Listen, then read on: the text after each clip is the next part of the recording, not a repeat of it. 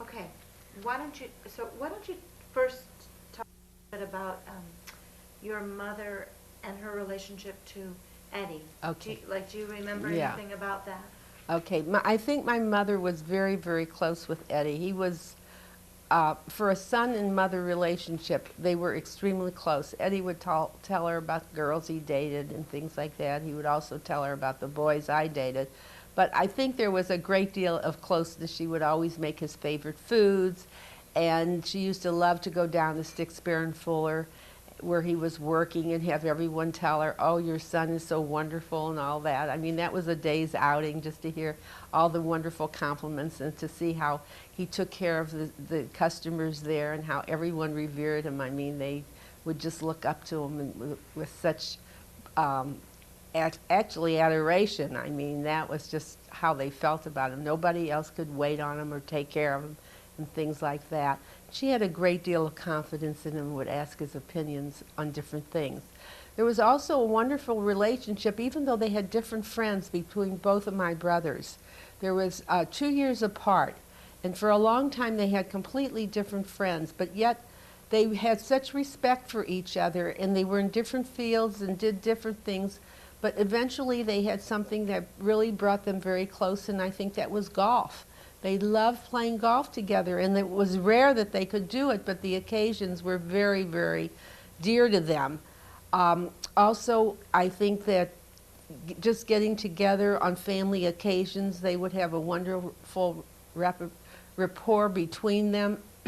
And when Walter joined Meadowbrook and we could all go out to the country club on occasions, we felt we really had it made in America. This was a big thing, especially for my parents. Little did they think that their children would ever be in this kind of position, and that was a big deal and made them feel very, very important when they would go out there for dinner for Mother's Day and things like that. It was just the type of life that they normally did not have, and this saw them, you know, enjoy something like that. I remember somehow after everybody got married and have children, it seemed like Walter became the Don of the family. And when we get together, he was like the head honcho of the family. And he took a great deal of pride in Eddie's children. When they would come in town, they were all very special. I remember in particular one Thanksgiving when Walter had the Thanksgiving dinner in his house in the Rathskeller, and I think there must have been about 30 of us. And Steve and Virginia were there. Sherry was there. I'm not sure if Richard was there, and I know that Lenny came in for that.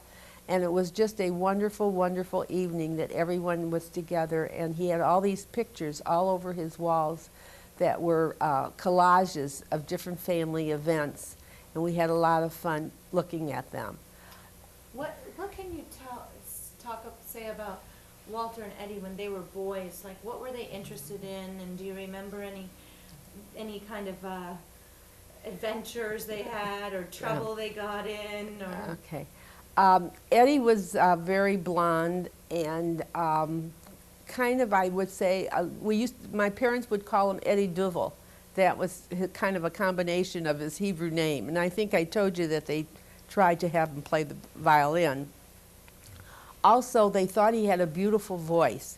And they once entered him in a singing contest, which would be like Major Bowles' amateur hour on the radio. And he was going to sing, "Oh, Johnny, oh." Well, he did sing that, and all you wanted to do was, when he finished, say, "Oh, oh." He used to go to the bathroom and practice and close the door.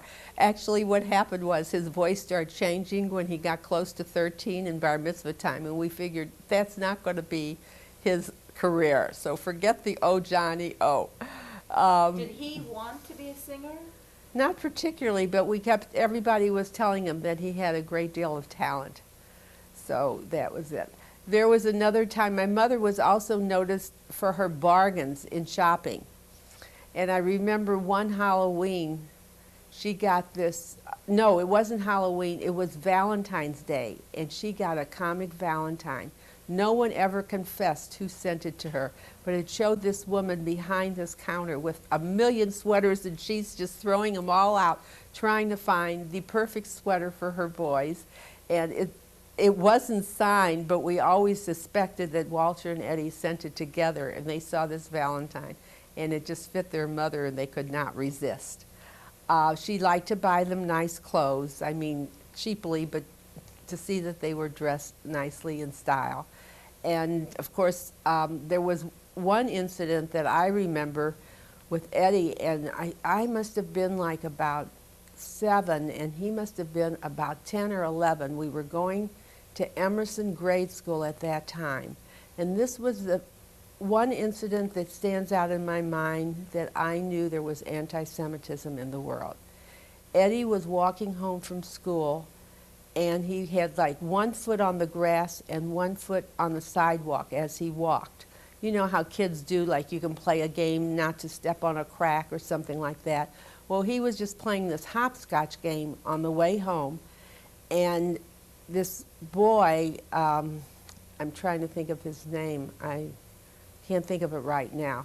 He told him to get off the grass. Well, Eddie did not rush to get off the grass, and he kept walking like that with his foot. And the kid actually tackled him and broke his leg.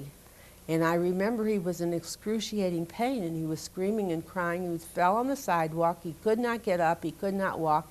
And I remember running all the way home from school to get my mother and to tell her what happened.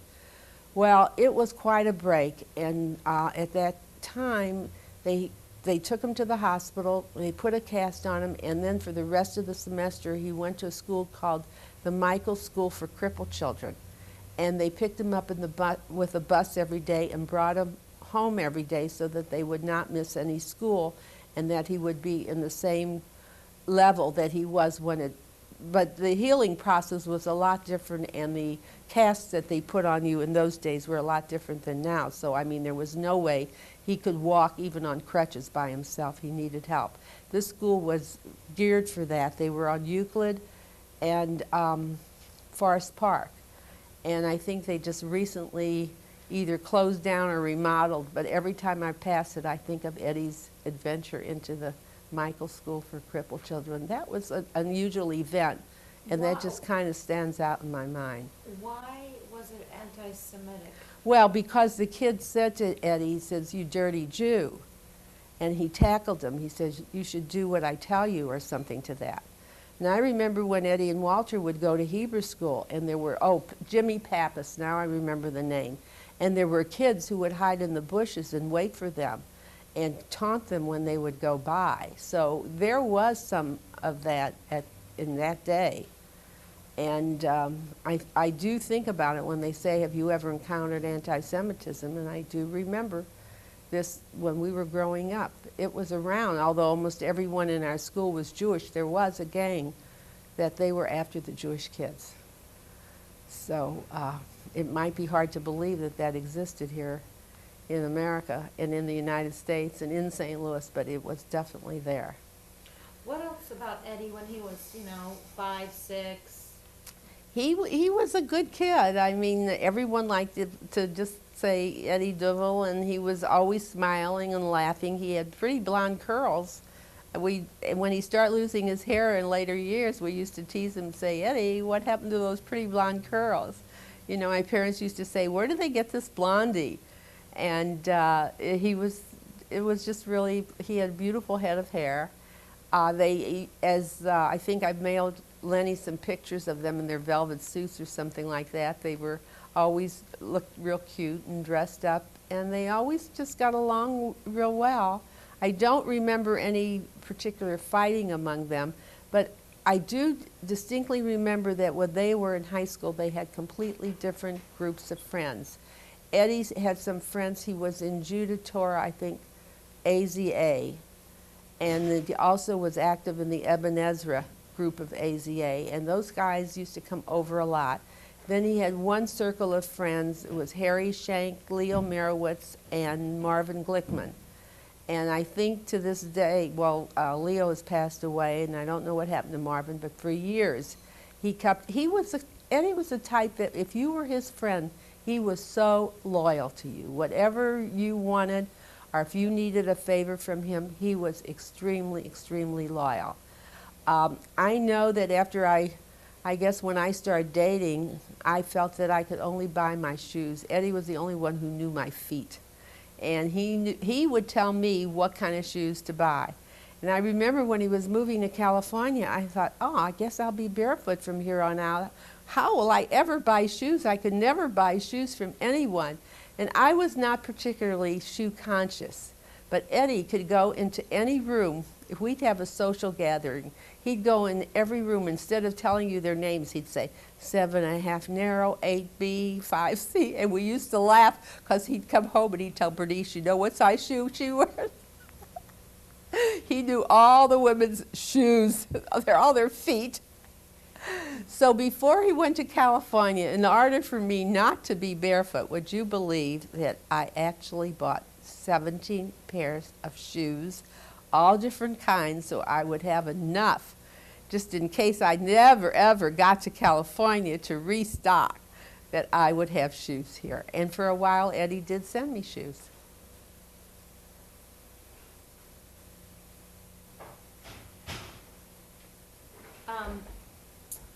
What was he interested in besides singing? Was he interested in math or science, or was he interested in history, or? Not particularly. Eddie wasn't particularly interested in any particular studies. He liked to do things with his hands, and he was good in carpentry work. And when you take manual training at school, he liked to do that very much. And for a while, we thought he was going to go into that field, but that was interesting because that's what my grandfather used to do. In fact, he made this little end table, which is very pretty, which my mother kept for years and years until she gave up her apartment. She passed away. She gave it to Aunt Helen, who had it in her apartment, and now I have it stored for Lenny. And as soon as I ever get around to packing it up, it was the one thing that I kept because I think it should be stayed in the family. Eddie made that, and he was very, very proud of it. He must have been about 14 at the time. It's a little pedestal table he did a good job of shellacking it and doing the wood. He was handy. He would actually be the one to help around the house if there were any chores, and he didn't mind doing it. He was not that interested in books, in studying. He was definitely a people person. Social was his thing, and he could make friends galore, million friends. Everybody loved him, and he was a very outgoing, personable type of person, and you knew you could trust him. I mean, if he said he was going to do something, he would do it, and he always tried to do favors for people. Academics was not his type of thing. So that I remember. The other thing I know that when Bernice and Eddie got married, and this is funny, and they had their children, they were very close to the 3 ages of their children to mine. And every year, in like the end of August before school would start, Bernice, because she got a discount at Sticksbury and Fuller of 20%, that was a big savings, we would go downtown and buy a whole year's supply of underwear, pajamas, and clothing for the kids like we were moving to the North Pole, so they would have enough for school. And we dressed them pretty much alike. I mean, we got snowsuits, we got underwear, corduroys, sweaters. We'd come home loaded down with packages and everything, and then they'd have enough for school for that particular school year. So that was our yearly venture when we'd go to the basement at Sticksbury and Fuller, and we'd have so much fun. We really would giggle and laugh. Do you remember when Eddie first met Bernice and what that was like, and if he brought her home to your parents, and do you remember that whole? I remember exactly when Eddie first met Bernice, because Bert and I were living in Chicago at that time, and I got this letter, and it said, oh, I met this girl, she works at Famous and Bar, and she's very young, but she's very attractive, and I think this might be it. I'm gonna take her out, we're gonna go dancing. I told you, he liked to dance. She was working in the bridal consultant department. And I do know that when I first met her, she had the very pretty bangs and real coal black hair. And I thought she was very attractive, and she was. And she was just like another sister. I mean, I always felt like Bernice could be the sister that I never had. And we had a close relationship the whole time she lived in St. Louis. And when she moved to California, I missed her, and we still talk a lot on the phone, probably about once a week now on the phone. And I think that we could tell each other anything and just level, and it was good having her around. When the kids were little, we talked every day, and if someone was sick, what to do and stuff like that. I mean, because they were close, we were both floundering around together in raising the kids. It was interesting. Do you remember when she met your parents? Yeah, I think my parents liked her right away. They were happy Eddie met a Jewish girl, and that was to them a very important thing. And I think they were thrilled that he would settle down and they didn't have to worry about his finding a non-Jewish girl. That was an important thing to them. But did he date non-Jewish girls? Not that we know of, no. He was pretty much in a Jewish crowd, but you know, that happens when they get out in the world. So at that time, that wasn't that much of a concern. Let's see, I was going to say something and I forgot it. About Oh, Bernice? what I did want to say was Eddie was very, very proud of his children. And I mean, he thought when Sherry was going to Colorado College that was just the greatest. And when she was into Eva Peron and writing her thesis on her, he told me all about what Sherry is doing. And when Sherry was working in Chicago, he was just very excited, although I don't think he quite knew. If he had seen how she looked at that time, she was so thin and emaciated, I don't know how thrilled he would have been, but he was very proud of her accomplishments. Also with Stephen going to Northwestern and then deciding to go to medical school, these were just thrilling. And with Lenny, when Lenny was at Stanford and would plan these big events and the musicals, he was very proud of all of his children, and he would convey that to my mother, and he took a great deal of pride in his kids. They were important to him. I do know that when Bernice and Eddie were married, Bernice did not like to play golf and enter the sports, but that was Eddie's big Sunday afternoon off. After he washed the windows and helped her in the house, then he would go to play golf or something like that. And he did take a great interest in all of his kids' activities.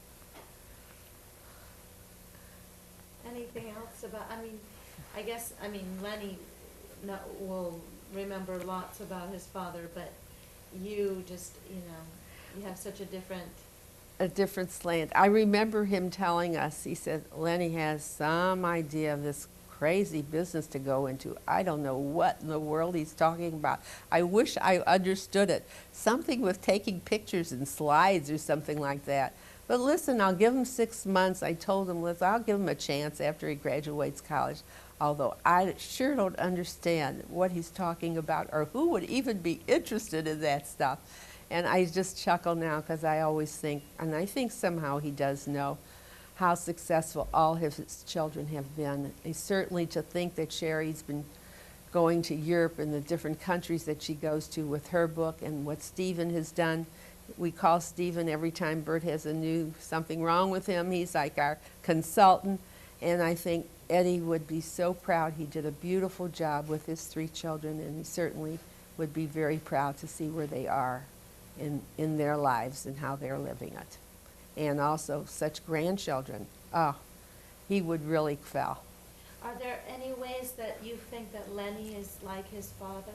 Oh, I think Lenny's like Eddie in the social. I mean, Lenny's just fun to be with. He's a great guy. He likes everybody. Once you meet him, you love him. And he's personable. And I think he's just, that's Eddie. Lenny's personality is very much like his father.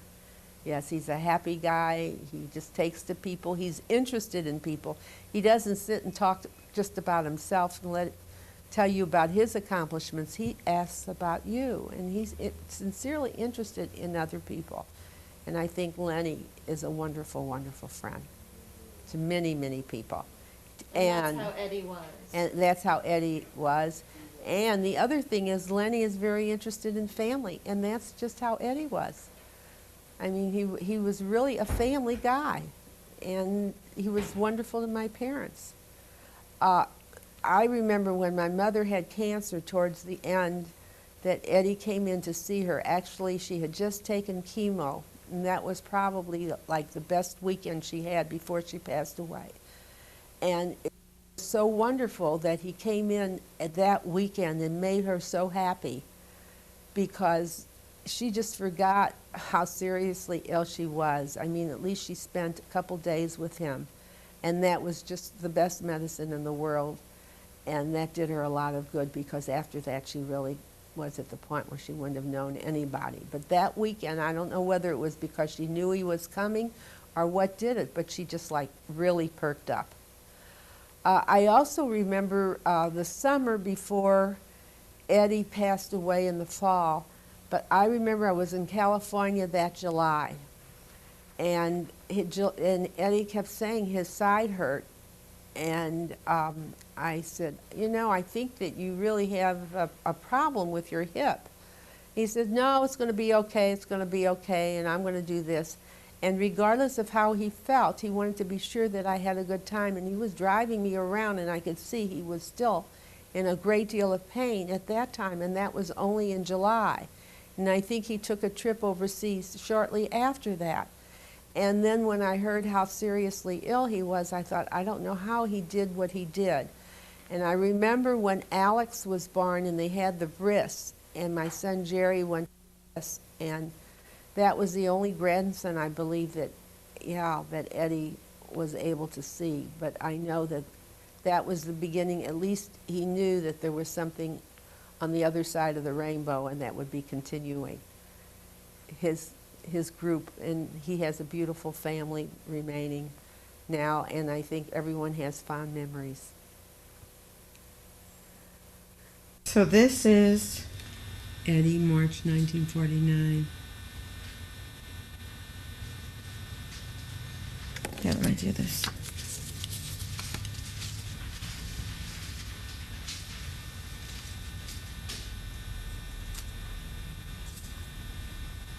With the black bangs and short hair. Looks like He looks like it looks like he has a zoot suit on, doesn't it? Eddie looks like Lenny.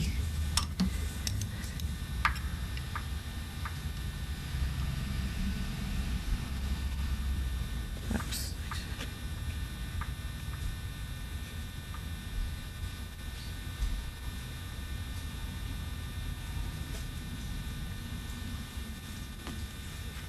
This is Uncle Max's parents that he was talking about. And here's Bernice and Eddie. This must be like right before they passed away.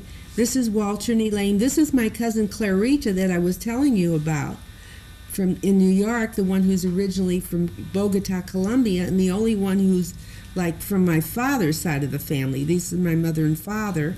And here I am. I don't know where Bert was. I have no idea. Who's the man in the back with the hat? That's my grandfather, Louis, and that's who Lenny's named after. Now, this is, something that we were having at my parents' house. So, and he must have been like about 80 on that picture in that year.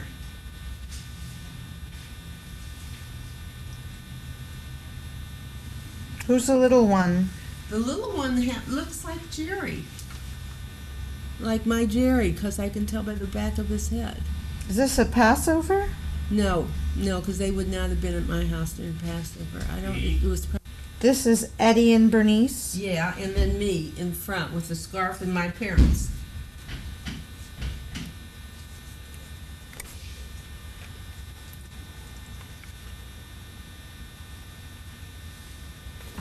This is you took this one already. Mm-hmm. Okay. Yeah, those are the only little types of pictures that I have. But I mean, I have photographs, lots of albums that eventually I will pass on with a lot of pictures of them. But I thought that was an interesting tie-in between the grandparents, great-grandparents, actually. One thing that I did forget, I don't have the microphone on. No, it's okay. You're on. Okay, one thing I forgot to mention, I do remember that when my parents passed away, that Eddie made the remark, he said, well, I guess I'll be the next Grandpa Lieberman. When my father passed away, I remember Eddie making that and kind of joking, you know, like it was the end of an era. And he says, I guess I'll be the next Grandpa Lieberman. And he would be very proud because he has a lot, just wonderful, wonderful, beautiful grandchildren. And he would be very, very proud. And they can be very proud of him because he has a wonderful reputation, even to this day. In fact, this is interesting. Last week I was at the beauty shop and some girl came over, Flossie Rubenstein, and she said, I remember your brother Eddie so well. He was such a neat guy. We used to have so much fun with him.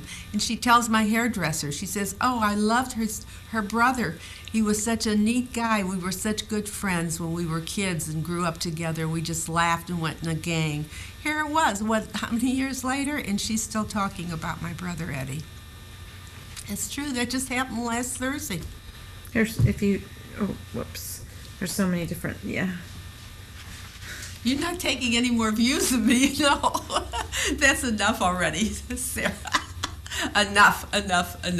Okay, you were gonna get some pictures on the wall? Okay, let's get pictures on the wall. She's playing like one of these movie things when they follow you with a camera. Okay. Oh, but you know what? Maybe I'll get the tripod. Okay, well, let's try. Let's see. Okay. This is Louis and Ida Toffel, parents of Sam Toffel, Esther, Max, Helen, and Adolf. So they are my grandparents. They would be Lenny's great-grandparents. From all of them. They are the ones who came from Osrian originally with their 5 children, and that was the start of the family. He was the glazer and the carpenter, and maybe Eddie's table carried that on. Nathan and Esther Lieberman at their wedding. Oops.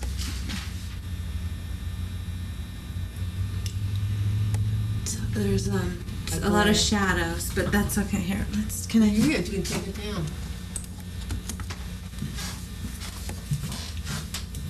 Let's see, let me put it. Oops, too many shadows. Well, You want to take it in another room? well, we need to just take it out of the frame, but that's okay. There they are. Lenny can Okay. see these later, but just, and this is the, you and Yeah. your, And you can see his hair is still light there.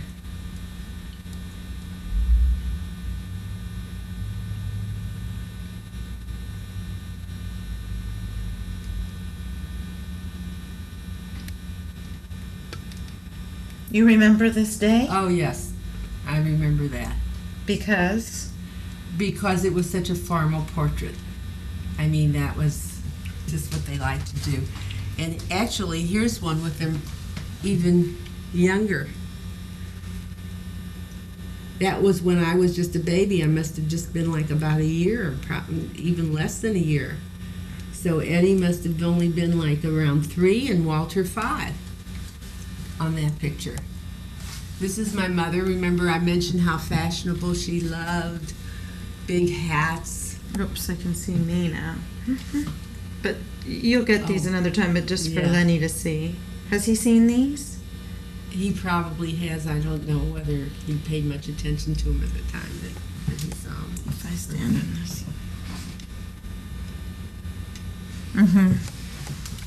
You can't see my father. He's in this one, but see, he's kind of covered up.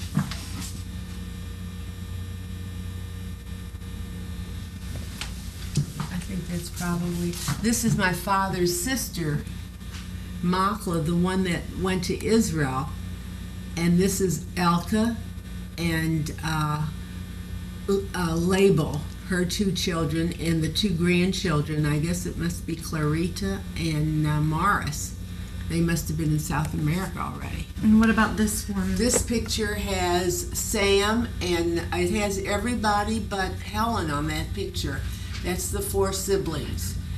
Sam and Max is to the right, and my mother is next to Max, and that must be Adolf at the top. Helen's not on that picture. But that's your mother. Yes.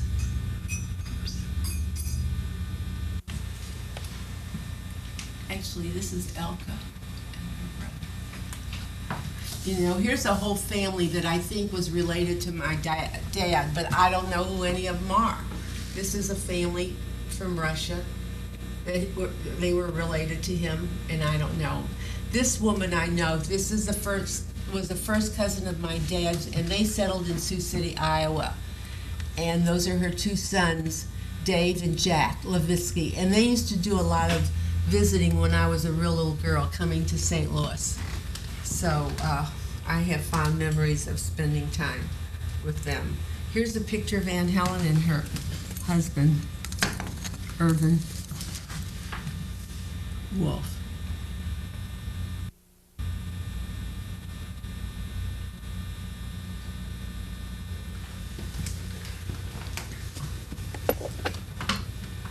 This is a picture of my father, but I don't know who he's with, but he was a good-looking guy. Which one? The one here. That's my father, but I don't know who this is.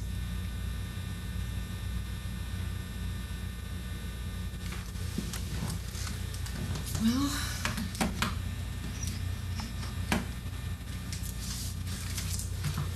this is another picture.